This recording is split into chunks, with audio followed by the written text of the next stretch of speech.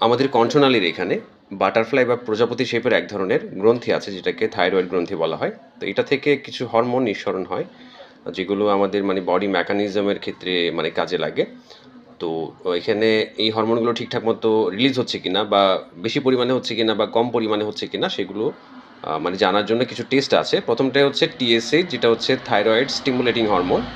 দেন পরেরটা হচ্ছে T3, যেটা হচ্ছে আপনার থাইরক্সিন। আর T4 একটা আছে, এটা যদিও ইনঅ্যাক্টিভ, বাট এটা হচ্ছে আপনার আয়োডোথাইরোনিন।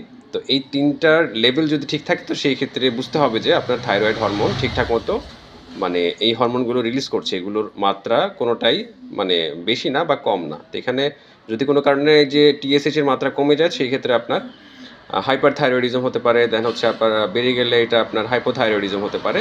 তো এগুলো নিয়ে বিস্তারিত মানে ভিডিও আমি আপনাদেরকে দিব এই টেস্ট বোঝার জন্য।